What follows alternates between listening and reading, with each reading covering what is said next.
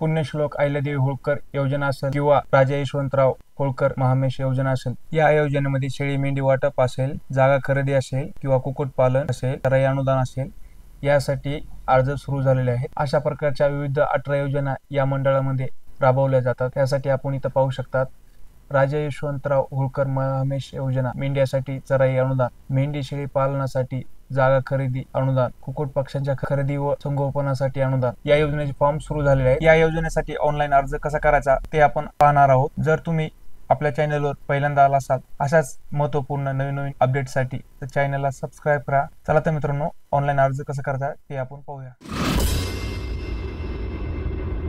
Online form भरण्यासाठी आपल्याला mahamesh.org या वेबसाईट वरती यायचं आहे। याची लिंक मी तुम्हाला डिस्क्रिप्शन मध्ये देतो। या वेबसाईट वरती आल्यानंतर आपल्या इथं पुण्यश्लोक अहिल्यादेवी महाराष्ट्र मेंढी व शेळी विकास महामंडळ लिमिटेड महाराष्ट्र शासन हे दिसत आहे। आपल्याला अर्ज करण्याआधी आपल्याला इथं सूचना दिसत आहेत। अर्ज करण्याच्या आधी आपल्याला या सूचना संपूर्ण वाचून घ्यायच्या आहेत। यामध्ये आपल्याला अर्ज करण्याचे अंतिम दिनांक 26 सप्टेंबर 2024 रात्री 12 वाजेपर्यंत आपण अर्ज करू शकतात। त्यानंतर 26 सप्टेंबर 2024 या तारखेपर्यंत आपल्या अर्जामध्ये काही बदल करायचे असतील तर आपण 26 सप्टेंबर 2024 पर्यंत अर्जामध्ये आपले बदल करू शकतात। ऑनलाईन अर्ज करण्यासाठी आपल्याला 2 पद्धती आहेत। जर तुम्ही मोबाईलवर अर्ज करणार असाल तर प्ले स्टोर वरती महामेश हे ॲप आहे, यांचं या ॲपद्वारे आपण अर्ज करू शकतात। किंवा दुसरा पर्याय, आपल्याला यांची वेबसाईट आहे mahamesh.org, या वेबसाईटवरती येऊन आपण अर्ज करू शकतात। मित्रांनो, आपल्याला अर्ज करण्याआधी आपल्याला काही सूचना हे वाचून घ्यायच्या आहेत।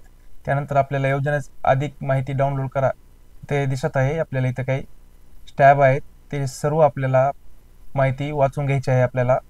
त्यानंतर आपल्या इथं या योजनेसाठी कोण पात्र नाही हे दिसत आहे, याला क्लिक करायचं आहे। क्लिक केल्याच्या नंतर योजनेसाठी कोण पात्र नाही हे आपल्याला इथं दिसत आहे। त्यानंतर इथं सर्व इन्फॉर्मेशन इथं दिलेली आहे त्यांनी, ते आपण अर्ज करण्याआधी वाचून घ्यायचे आहे। त्यानंतर या योजनेसाठी लागणारे काही आवश्यक कागदपत्र येत आहेत। योजनेचा शासन निर्णय आहे इथं, ते आपण डाउनलोड करून पाहू शकतात। ऑनलाईन अर्ज कसा करायचा ते आपण पाहूया। त्यासाठी आपल्याला इथं अर्जासाठी नोंदणी करा हे ऑप्शन दिसत आहे रेड कलर मध्ये, त्यावर आपल्याला क्लिक करायचं आहे। त्यानंतर आपल्याला इथं काही महत्त्वाच्या सूचना आहेत, ते आपण महत्त्वाच्या सूचना वाचून घ्यायच्या आहेत। जसं की अर्जदारास त्याच्या आधार क्रमांक व मोबाईल क्रमांक वापरून एकदाच नोंदणी करता येईल, अशा संपूर्ण हे जे महत्त्वाच्या सूचना आहेत ते आपण वाचून घ्यायच्या आहेत। त्यानंतर आपल्याला नवीन अर्जदार नोंदणी असाल तर नवीन अर्जदार नोंदणी या पर्यायावरती आपल्याला क्लिक करायचं आहे। त्यानंतर आपल्याला आशा चिन्ह असलेली माहिती भरणे अनिवार्य आहे, म्हणजे रेड कलरचं जे स्टार असेल ते तुम्हाला माहिती भरणं कंपल्सरी आहे।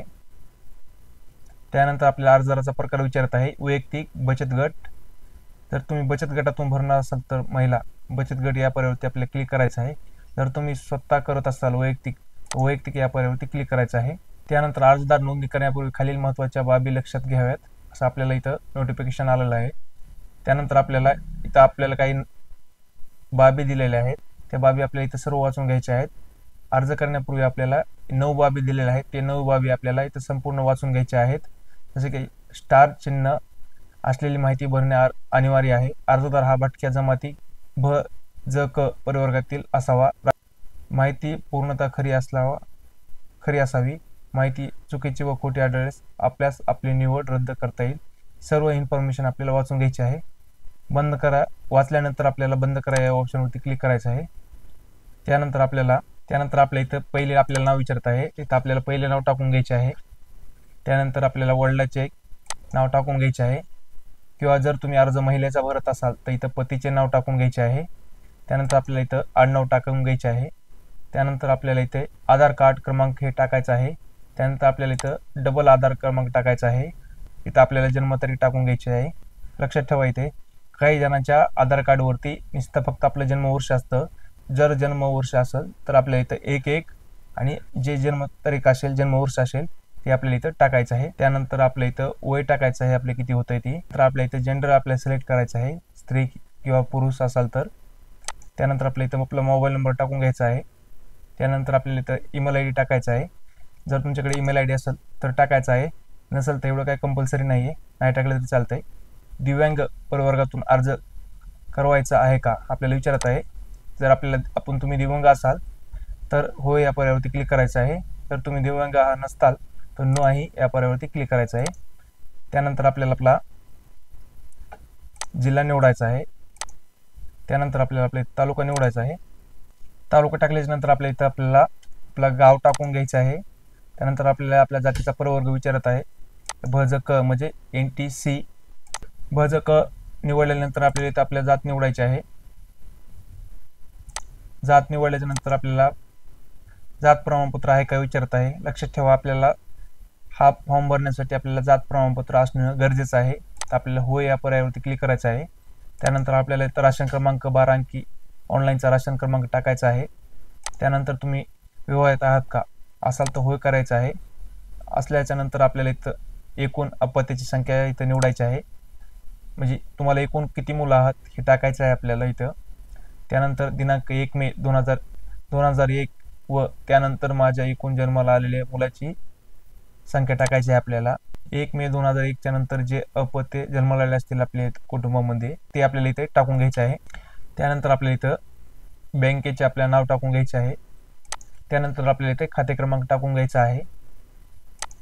त्यानंतर आपल्या इथं आपल्या बँकेचा IFSC कोड टाकून घ्यायचा आहे.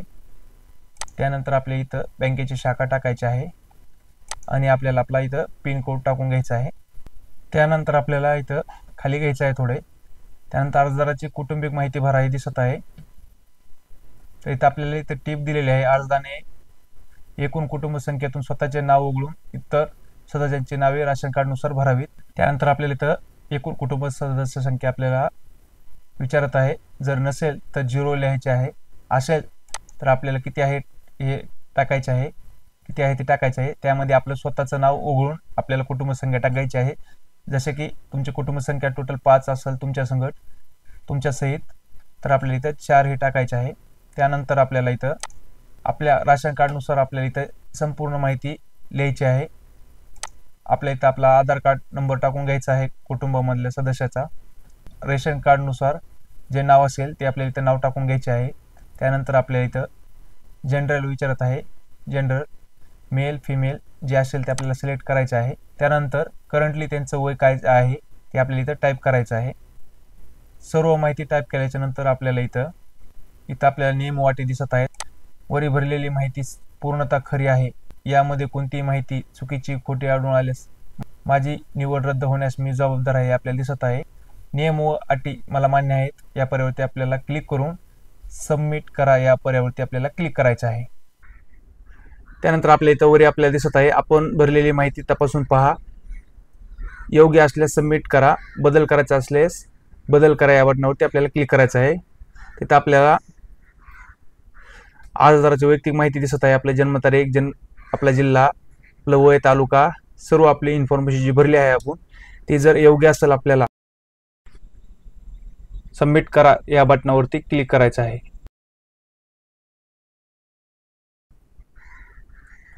सबमिट केल्याच्या नंतर आपल्याला इथं योजनेचा अर्ज करण्यापूर्वी खाली महत्त्वाच्या बाबी लक्षात घ्याव्यात असं आपल्याला इथं असं आपल्याला नोटिफिकेशन दिसत आहे.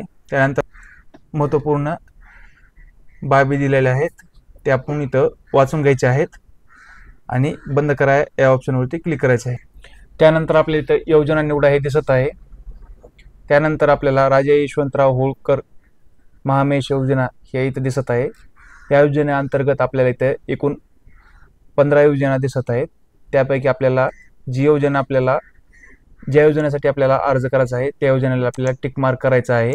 जसे की आपण पाहू शकतात पहिली योजना आहे कायमस्वरूपी एका ठिकाणी राहून मेंढी पालन करण्याकरिता पायाभूत सोयी सुविधेकरिता 20 मेंढ्या प्लस 1 मेंढीनर असा मेंढीगट 75% अनुदान वाटप स्थायी त्यासाठी पहिली ही योजना आहे आपली. त्यानंतर आपल्याला इथं स्थलांतरित पद्धतीने मेंढी पालन करण्याकरिता पायाभूत सोयी सुविधेसाठी 20 मेंढ्या आणि 1 मेंढानर असा मेंढीगत 75% अनुदान वाटप करणे स्थलांतरित अशा एकूण इथं आपल्याला 15 योजना दिसत आहेत. यापैकी तुम्ही एक योजना सिलेक्ट करू शकतात. हे मेंढ्यासाठी चराई अनुदान योजना दिसत आहे. त्यासाठी चराई अनुदान दिसत आहे 16 नंबरला. किमान 20 मेंढ्या व 1 मेंढानर एवढे पशुधन असणाऱ्या मेंढीपाळी कुटुंबांना माहे जून ते सप्टेंबर या 4 महिन्या कालावधीसाठी 24,000 चराई अनुदान वाटप करणे. त्यानंतर मेंढी शेळी पालनासाठी जागा खरी अनुदान येत आहे. त्यानंतर आपल्याला कुक्कुटपालनासाठी खरेदी व संगोपनासाठी अनुदान हे दिसत आहे. हे एकूण 18 योजना आहेत. योजनेपैकी तुम्ही कोणते जे तुम्हाला योजनेला अर्ज करायचा आहे ते तुम्ही सिलेक्ट करू शकतात. त्यानंतर पुढे चला या बटनावरती क्लिक करायचं आहे आपल्याला. लक्षात ठेवा, इथं आपल्या अर्जदाराकडे आपल्या मालकीचं किमान 1 गुंठा जागा तरी असणं अनिवार्य आहे. तर आपल्याला इथं होय करायचं आहे. त्यानंतर वैरण उत्पादन करिता स्वतः मालकीच्या कुटुंबातील इतर व्यक्तीचे भाडे तत्वावर घेतलेली जमीन किंवा 1 हेक्टर जागा आहे का. जर जागा असेल तर आपल्याला होय करायचं आहे आणि किती हेक्टर आहे सिलेक्ट करायचं आहे. आणि यापूर्वी महामेश योजनेअंतर्गत लाभ घेतला आहे का सिलेक्ट करायचा आहे. घेतला असेल तर येस करायचं आहे, नसेल तर नाही यावर क्लिक करायचं आहे. त्यानंतर अर्जदार किंवा अर्जदाराच्या कुटुंबातील सदस्य शासकीय, निमशासकीय, स्थानिक स्वराज्य संस्थेमध्ये मेवेत किंवा सेवानिवृत्त आहेत का. म्हणजे तर आपण कुटुंबामध्ये कोणी व्यक्ती शासकीय कर्मचारी आहात का विचारत आहे. असेल तर येस करा, नसेल तर नाही या करायचं आहे. त्यानंतर आपले नियम व अटी वरील भरलेली माहिती पूर्ण खरी आहे. यामध्ये कोणतीही माहिती चुकीची व खोटी आढळल्यास माझी निवड रद्द होण्यास मी जबाबदार आहे हे आपल्याला दिसत आहे. वरील नियम व अटी मला मान्य आहेत या पर्यायावरती आपल्याला क्लिक करायचं आहे आणि सबमिट करा या पर्यायावरती आपल्याला क्लिक करून योजनेसंबंधित दिलेली सर्व माहिती योग्य असल्याची खात्री करून घ्यावी. अर्ज भरताना पूर्वी दिलेली माहिती अंतिम सहमती झालेली असल्यास जतन करा या बटनावर व माहितीमध्ये बदल करायचा असल्यास बदल करा या बटनावरती आपल्याला क्लिक करायचं आहे. तर आपल्याला आपण जे अर्ज भरलेला आहे त्यात माहिती आपली योग्य असेल तर आपल्याला मला मान्य आहे या बटनावरती क्लिक करून सबमिट करा या बटनावरती आपल्याला क्लिक करायचं आहे. अर्जाची माहिती तुमचा अर्ज यशस्वीपणे साठवण्यात आलेला आहे हे दिसत आहे. आपल्याला इथं बंद करायचं आहे. त्यानंतर आपल्याला इथं वैयक्तिक माहिती दिसत आहे. जी आपण इथं माहिती भरलेली आहे ती आपली सर्व माहिती आपल्याला दिसत आहे. त्यानंतर आपण केलेले अर्ज बघण्यासाठी आपल्या इथं केलेले अर्ज या पर्यायावरती आपल्याला क्लिक करायचं आहे. नंतर आपण इथं आपल्याला केलेले अर्ज आपल्याला इथं योजनेचे नाव दाखवत आहे, निवडलेले घटक दाखवत आहे. आपल्याला आपण किती अर्ज केले ते आपल्याला इथे एकूण अर्ज दाखवत आहे. जसं की इथं मी एकच अर्ज केलेला आहे तर इथं 1 दिसत आहे आपल्याला. आता तुमचे काय प्रश्न असतील की मी अर्ज भरलेला आहे, त्यानंतर माझे पावती कधी येईल किंवा मला कागदपत्र कधी अपलोड करायचे आहे, माझी निवड कसं येईल यासाठी तुम्हाला इथं वेळापत्रक पाहायचं आहे. वेळापत्रक या पर्यायावरती आपल्याला क्लिक करायचं आहे. योजनेसाठी अर्ज आपण इथं पाहू शकता. चालू दिनांक म्हणजे 12 सप्टेंबर 2024 पासून अर्ज सुरू झालेले आहेत आणि 26 सप्टेंबर 2024 पर्यंत आपण अर्ज ऑनलाईन करू शकतात. त्यानंतर आपल्याला इथं प्राथमिक निवड दिसत आहे. 30 सप्टेंबर 2024 रोजी प्राथमिक निवड चालू होणार आहे आणि 4 ऑक्टोबर 2024 पर्यंत ही आपली प्राथमिक निवड ही चालू राहणार आहे. तुमच्या योजनेमध्ये निवड झाली तर तुम्हाला कागदपत्र अपलोड करण्यासाठी आपल्याला इथं 7 ऑक्टोबर 2024 ते 14 ऑक्टोबर 2024 पर्यंत आपल्याला इथं कालावधी दिलेला आहे.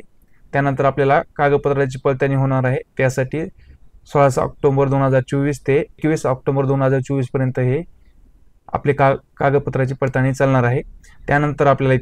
त्यानंतर अंतिम निवड यादी आपल्याला 23 ऑक्टोबर 2024 पासून चालू होणार आहे. 25 ऑक्टोबर 2024 पर्यंत लागणार आहे यादी. तर अशा प्रकारे मित्रांनो तुम्ही ऑनलाईन फॉर्म भरू शकतात. आशा करतो मित्रांनो तुम्हाला व्हिडिओमध्ये दिलेली सर्व माहिती समजायला असेल. जर आपल्याला काही अडचण असल्यास आपण व्हिडिओमध्ये कमेंट करून सांगू शकता.